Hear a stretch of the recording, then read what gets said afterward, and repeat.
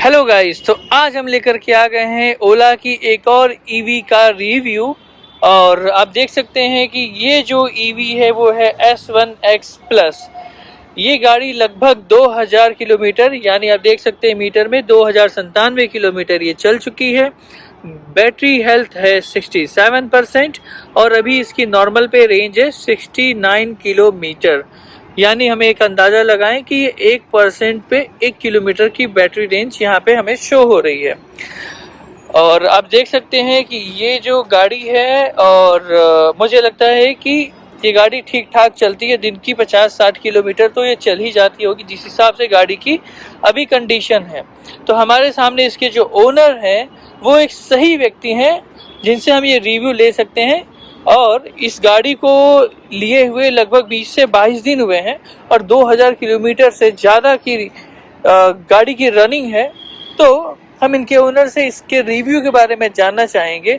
हम समझेंगे कि उन्होंने ओला को क्यों चूज़ किया और इसको लेने के बाद में उन्हें वो क्या अच्छाई और क्या परेशानियां उनको महसूस हुई, और जिससे हम अंदाज़ा लगा पाएंगे कि अगर हम खुद ओला लेने जा रहे हैं या कोई और ईवी का हम प्लान कर रहे हैं तो हम उनसे क्या बेनिफिट ले सकते हैं। तो आइए स्वागत करते हैं मिस्टर अनमोल जायसवाल का, जो कि इस गाड़ी के ओनर हैं। हेलो सर, कैसे हैं आप? मैं बढ़िया हूँ सर, ऑडियंस का कुछ सवाल है, मैं ऑडियंस की तरफ से आपसे वो सवाल पूछता हूँ कि सर आपने ओला को चूज़ किया है। मैं जानना चाहूँगा कि आपने ओला ही क्यों चूज़ किया सर? मैं आपको बता देता हूँ। मार्केट में बहुत सारी ईवी कंपनीज हैं, एथर है, ओला है। तो जो मेरे बजट के अंदर आ रहा था ओला का जो मॉडल है S1X प्लस, ये मेरे बजट के अंदर में आ रहा था। ओला को लेके बहुत सारे मिथ भी हैं कि ये इसकी सर्विस वगैरह अच्छे नहीं है और कंडीशंस वगैरह बहुत कुछ बताया गया मार्केट में। बट मुझे कोई तो गाड़ी लेना ही था, तो मेरे बजट के अंदर ये गाड़ी बहुत फिट बैठ रहा था। और मैंने इस गाड़ी को लिए मुझे 25 दिन हो गया आज। मुझे 21 मई को इसकी डिलीवरी हुई थी जी। तो मैं इसको डेली का लगभग 90 से 100 के बीच में मैं इसको डेली चलाता हूँ, ताकि मुझे पता चले इसके बारे में क्या चीज़ें हैं जो मार्केट में फैली हुई हैं कि हाँ ये गाड़ी सही है या नहीं है। क्योंकि इंडिया में क्या प्रॉब्लम है कि अगर कोई भी चीज़ें नहीं आती है ना, तो लोग उसको मतलब अपनाने में ना बहुत टाइम लगाते हैं या उसके बारे में गलत अफवाह फैलाते हैं। तो मैं आपको सच्चाई बताऊंगा इस गाड़ी के बारे में। मुझे 25 दिन हो गए इस गाड़ी को लिए हुए और मुझे अभी तक एक भी प्रॉब्लम इस गाड़ी में नहीं आया। मेरी डेली की रनिंग लगभग 90 से 100 किलोमीटर की रेंज है। मैं डेली इसको चलाता हूँ, इससे मैं अपना ऑफिस जाता हूँ, कोई भी घर का काम होता है मैं इसी से ही करता हूँ। ठीक, मैं इस गाड़ी के बारे में आपको कुछ चीज़ें और भी बता देता हूँ। ये गाड़ी का ऑन रोड प्राइस मुझे 96,000 पड़ा था। मैंने ये गाड़ी लखनऊ से बुक किया था क्योंकि मैं रहता हूँ दिल्ली में हूँ, तो मैंने इसकी डिलीवरी गाज़ियाबाद में ली थी। ठीक, तो ओवरऑल इस मतलब इसको खरीदने से लेके डिलीवरी तक में मुझे अभी तक कोई प्रॉब्लम नहीं हुआ। हाँ, थोड़ा सा डिले हुआ, बट ठीक है, कुछ पेपर वर्क भी थे जिसके वजह से डिले हो गया था। कंपनी में अभी कोई प्रॉब्लम नहीं था। तो गाड़ी जब मैंने डिलीवर ली उसके बाद कंपनी ने मुझे क्या क्या प्रोवाइड किया एज इट इज जैसे ये था। सर वो चीज़ हम एक बार के लिए लेफ्ट करते हैं। हम अभी ये जानना चाहेंगे आपसे कि आपने ओला ही क्यों लिया, क्योंकि मार्केट में बहुत सारी कंपनियां हैं जो इससे अच्छी अपॉर्चुनिटी दे रही हैं। कुछ तो मैंने देखा है जिनकी बैटरी भी आप निकाल लीजिए, जिसमें की बैटरी निकाल नहीं सकते। तो आपने ओला को क्यों चूज़ किया सर? मैं आपको बता देता हूँ। जब कंपनीज इतनी सारी हैं, कहीं ना कहीं मुझे ट्रस्ट करना था, तो मुझे इस बजट के अंदर मुझे ये गाड़ी परफेक्ट मिला। और सेकंड पार्ट, कंपनी जो ओला कंपनी है वो इस गाड़ी की 8 साल की वारंटी दे रही है और 80,000 किलोमीटर का वारंटी दे रही है। तो मेरे ख्याल से अभी तक कोई ऐसी कंपनी नहीं आई है ओला के अलावा जो ये क्लेम कर सके इतनी लंबी वारंटी या गारंटी दे सकती है। तो अगर ओला ने कुछ सोच के इतनी लंबी वारंटी दी है तो जाहिर सी बात है इनके प्रोडक्ट वैसे होंगे। और हालांकि ओला कंपनी ने अपने प्रोडक्ट पे बहुत सारा मतलब जी टाइम दिया, इम्प्रूवमेंट किया है। पहले ओला में बहुत सारी दिक्कतें थी, अब जाके वो चीज़ें इम्प्रूव की है। यानी आपकी बात से हम ये समझ पा रहे हैं एज ऑडियंस कि आपको इस गाड़ी के साथ में 8 साल की वारंटी मिली है और 80,000 किलोमीटर तक की वारंटी है।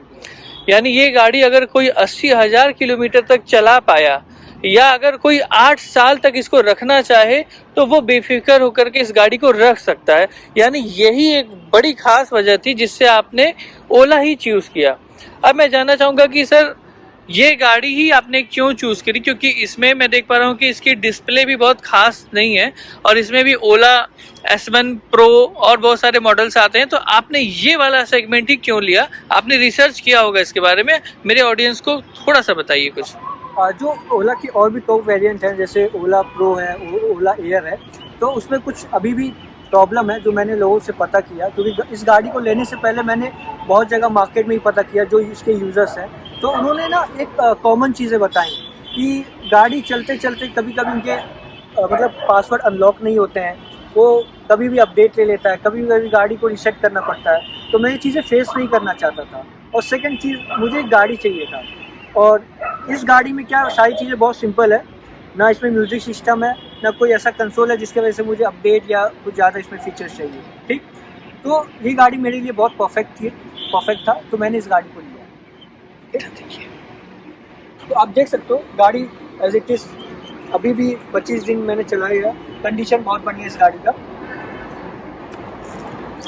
ओके, यानी मैं ये समझता हूँ कि आपकी जो नीड है, बेसिक जो नीड है, वो इस गाड़ी से फुलफिल हो रही है। आपको जो डिजिटल डिस्प्ले की रिक्वायरमेंट नहीं थी और डिजिटल डिस्प्ले के साथ में बहुत सारी सॉफ्टवेयर ग्लिचेस आ रहे थे, जो कि आपने इस चीज़ को समझा और आपने उससे चीज़ों को अपने आप को बाहर निकाला कि जितना ज़्यादा आप टेक्नोलॉजी में अंदर जाएंगे आपको उतनी ही प्रॉब्लम फेस करनी पड़ेगी।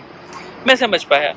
ओके, मेरा अगला सवाल ऑडियंस की तरफ से आपसे ये होगा कि आपने इस गाड़ी को लगभग 2000 किलोमीटर से ज़्यादा चलाया है, तो हम ये जानना चाहेंगे कि आपको इसमें कोई समस्या समझ में आई? पहले हम नेगेटिव पे बात करेंगे, क्योंकि मुझे लगता है कि आप बहुत ज़्यादा ही हैप्पी और संतुष्ट कस्टमर है ओला की तरफ से।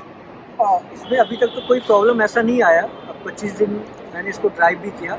हाँ, एक बार मैं फंस गया था, मैं किसी काम को लेके निकला था, तो मैंने गाड़ी जब पार्क किया था, जब मैं आधे घंटे बाद गाड़ी के पास आया तो देख रहा हूँ कि गाड़ी ऑटोमेटिकली अपडेट लेने लगा, जिसकी वीडियो मैंने अपने यूट्यूब चैनल पे डाल भी रखा है, आप देख सकते हो।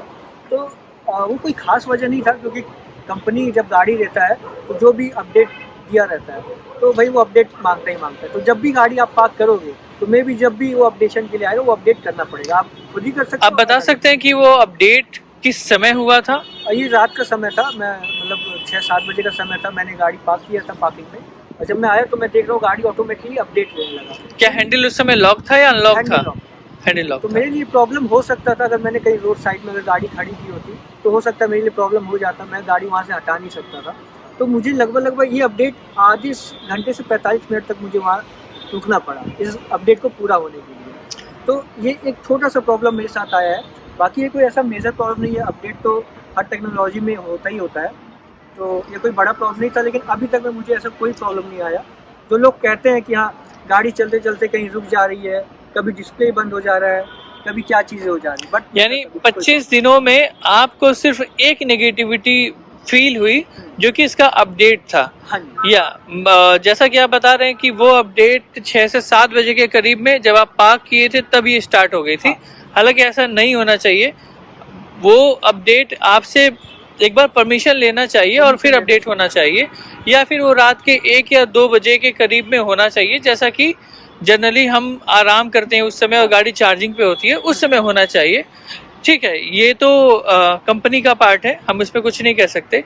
यानी एक नेगेटिविटी आपको सिर्फ इसमें फील हुई है, और इसमें अच्छाइयाँ क्या है, कुछ आप इस पे प्रकाश डालना चाहें?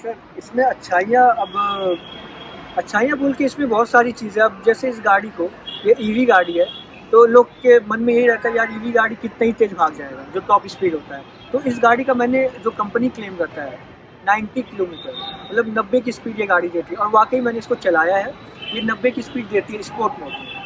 तो मैं इस गाड़ी से संतुष्ट भी हूँ कि अगर मुझे कहीं जल्दी है किसी काम को लेके तो ये गाड़ी उस रफ्तार से भी भागती है।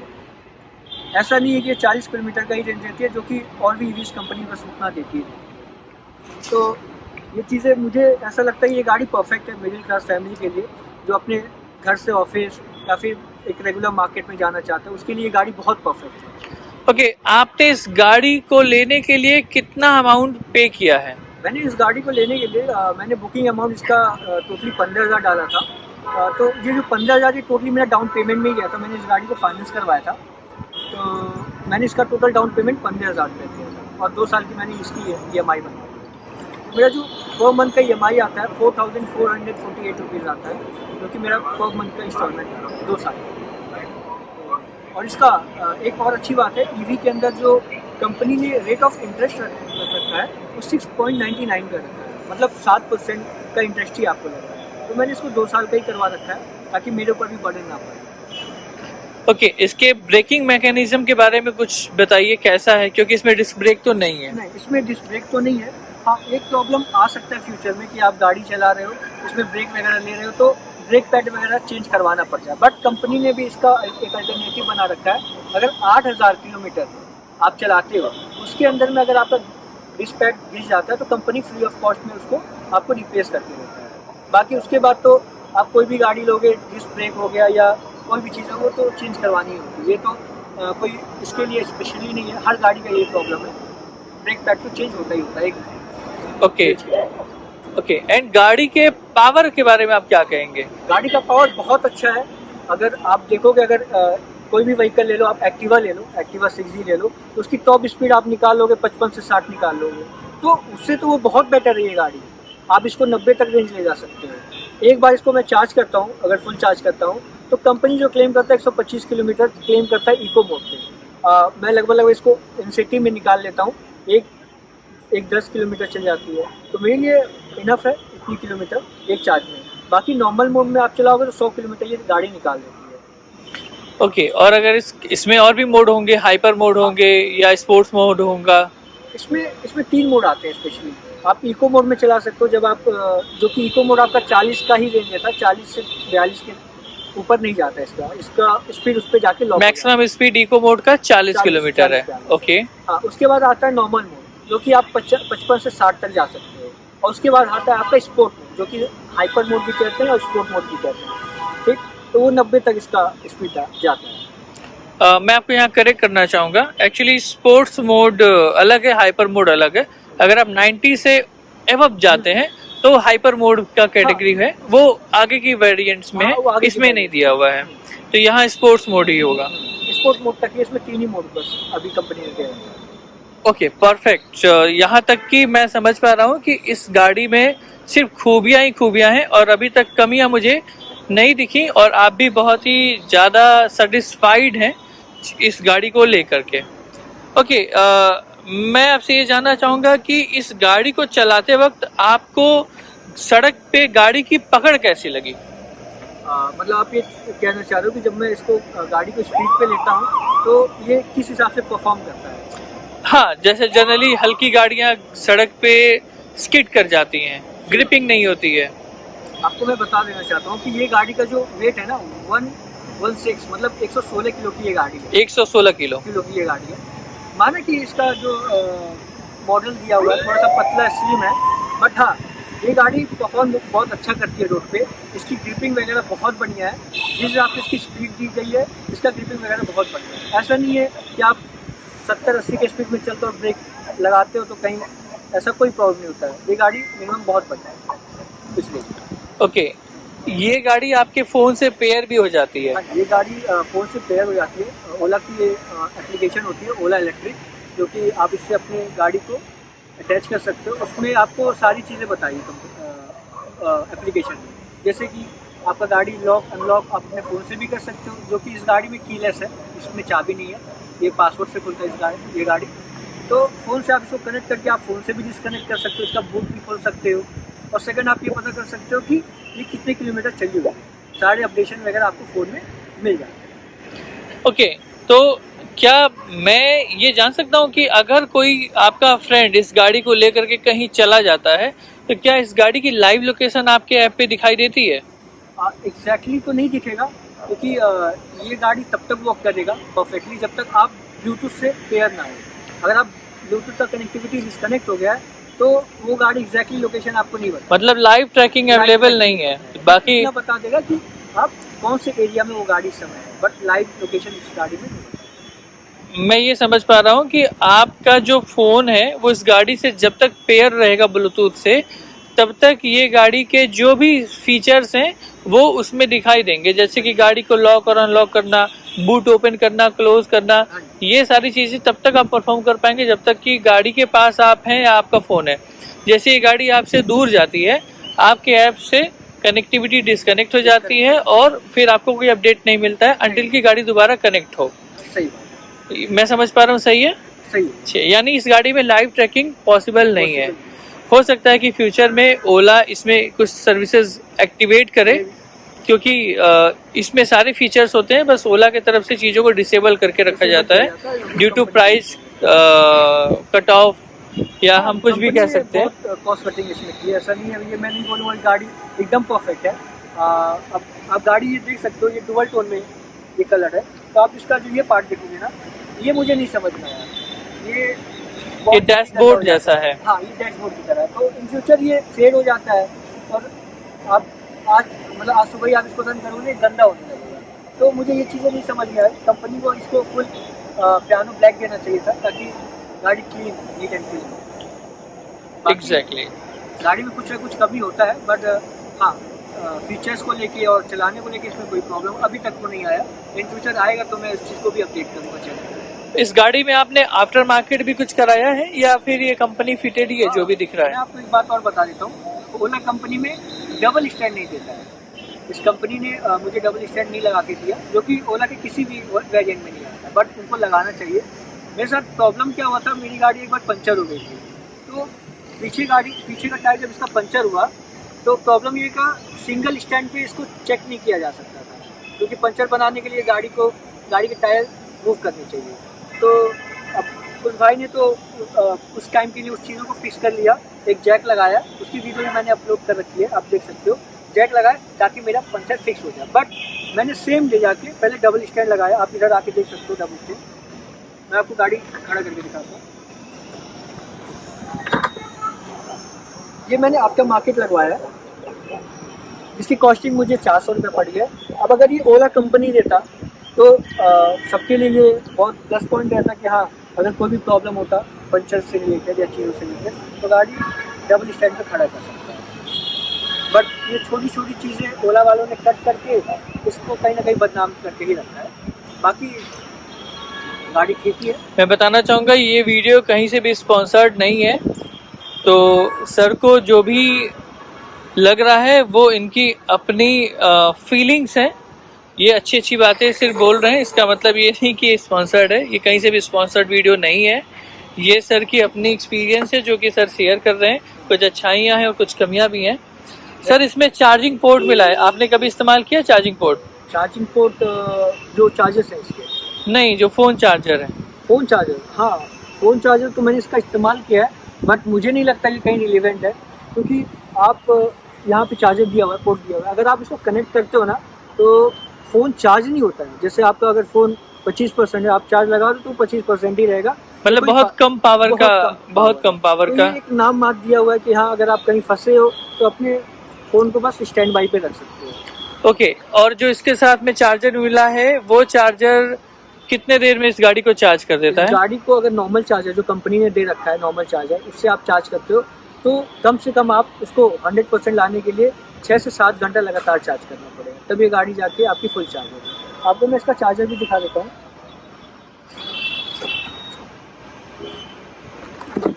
ये इसका कंपनी चार्जर भी रखा है। ये गन है, ये चार्जर है और ये प्लग।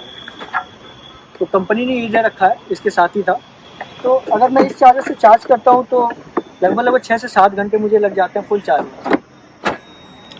ओके, आपने कभी ओला हाइपर चार्जर का उपयोग किया है? हाँ, ओला हाइपर चार्जर भी मैंने इस्तेमाल किया है, जो कि वो बहुत बढ़िया है। दिल्ली में बहुत जगह इसके स्टेशन लगे हुए हैं पेट्रोल पंप के पास। तो अगर बात किया जाए हाइपर चार्जर का, तो ये जो हाइपर चार्जर अगर आप इस्तेमाल करते हो तो 1 घंटे के अंदर, मिनिमम 1 घंटे के अंदर आपका ओला 80% चार्ज कर देता है हाइपर चार्जर से। और वही सेम चीज़ें अगर आप नॉर्मल चार्जर से चार्ज करते हो तो वो 5 से 6 घंटे ले सकते हैं। 80 नहीं, 70%। हाँ, 70%। कहीं कहीं क्लेम करती है कंपनी 80% वो चार्जर्स में, बाकी लगभग 70-75 ही जा रहा है। उसके बाद 70 के बाद वो नॉर्मल चार्जर की तरह काम करता है। वही हाइपर चार्जर ही नॉर्मल चार्जर। अभी कंपनी ने क्या बना रखा है वो तो उसको ही पता है। ओके, और आपने हाइपर चार्जर इस्तेमाल करते वक्त कभी पेमेंट किया है, पैसे दिए हैं वहाँ पे?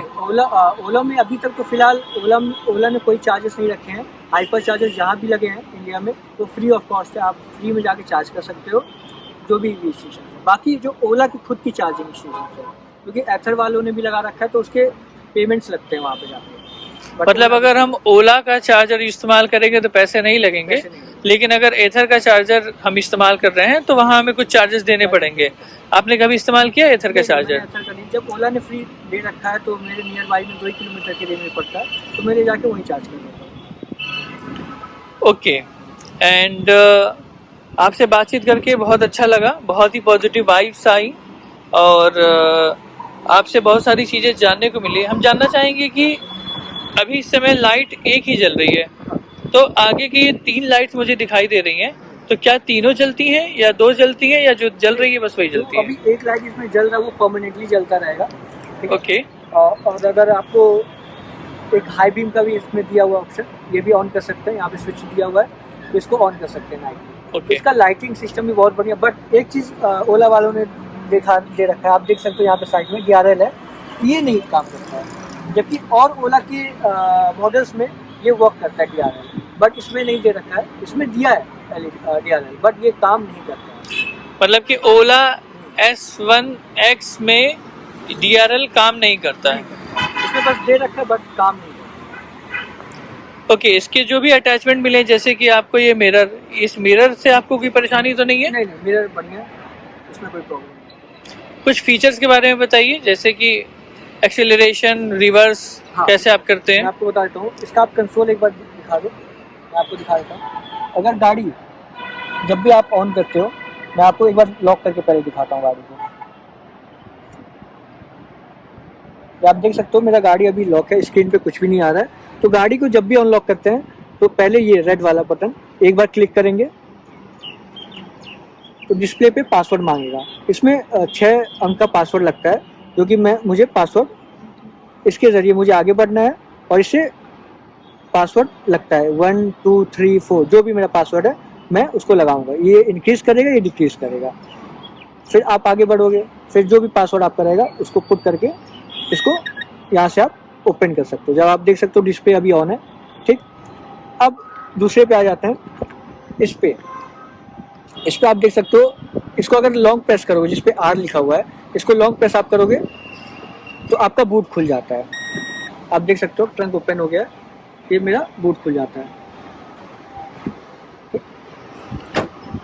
आप जैसे बंद करोगे तो बूट स्पेस आपका बंद हो जाता है। और सेकंड, इससे आप लाइट ऑन ऑफ कर सकते हो, ठीक। और यही सेम बटन अगर आप चलते हुए गाड़ी पे, अगर इस गाड़ी को आप चला रहे हो, अगर आपको क्रूज कंट्रोल चाहिए तो ये जब 20 से ऊपर जाएगी गाड़ी और आपको क्रूजिंग लगाना है तो आप इसको एक बार क्लिक करो तो गाड़ी क्रूज मोड पे चला जाएगा। कि अगर आपने 25 पे क्रूज लगाया तो ये 25 के स्पीड से ही चलता रहेगा, आपका यहाँ कोई काम नहीं, फिर आप इस हैंडल को छोड़ सकते हो, ठीक। इसमें क्रूज सिस्टम भी दिया, बहुत बढ़िया चीज़ है। बाकी हॉर्न वगैरह नॉर्मल दिया है और इंडिकेटर इसमें दिए गए हैं। अच्छा, इसका जो भी कंसोल है सब रबड़ का बना हुआ है। तो बाकी ये अच्छा है कि बुरा है मैं 25 दिन में तो नहीं बता सकता, बट फिलहाल मेरे लिए तो अभी ये ठीक ठाक चल रहा है। इसके कंसोल्स वगैरह बहुत सिंपल है, इसमें कोई ऐसा टेक्नोलॉजी नहीं जो समझ में ना आए, बहुत नॉर्मल चीज़ें दी है। ओके, इतनी सारी जानकारी लेकर के हमें बहुत अच्छा लगा। एज ऑडियंस हमें बहुत ही सारी जानकारी आपने हमें प्रोवाइड की, जिससे कि हम ये डिसीजन ले पाएंगे कि हमें एक बार ओला के लिए भी सोचना चाहिए। अगर इसमें बहुत सारी कमियां भी हैं तो बहुत सारी अच्छाइयां भी हैं, और ओला धीरे धीरे चीज़ों को सुधार रहा है और अब तक बहुत ही इम्प्रूवमेंट हुई हैं। थोड़ी बहुत कॉस्ट कटिंग की वजह से चीज़ें कंप्रोमाइज़ हो जाती हैं, लेकिन अभी जो प्रोडक्ट मेरे सामने है और जो भी चीज़ें आपने मुझे बताई हैं, ये सुनने के बाद में अगर मेरा खुद का प्लान हो तो मैं एक बार ओला को कंसीडर ज़रूर करूँगा। जबकि हीरो ने भी अपना वीडा नाम का गाड़ी लॉन्च किया है, तो एक बार उसमें भी मैं ज़रूर ध्यान दूंगा कि उसमें रिमूवेबल बैटरी मिल रही है, लेकिन इसमें और उसमें बहुत सारे अंतर है। तो हमारी ऑडियंस जब दोनों को कंपेयर करेगी तो वो एक डिसीजन ले पाएगी। तो आपसे बातचीत करके बहुत अच्छा लगा मिस्टर अनमोल, और आई होप कि आपकी गाड़ी ऐसे ही चलती रहे और हमारी ऑडियंस आपके इस वीडियो से बहुत कुछ सीखे। आपसे मिलके बहुत बहुत अच्छा लगा, बहुत बहुत शुक्रिया, थैंक यू।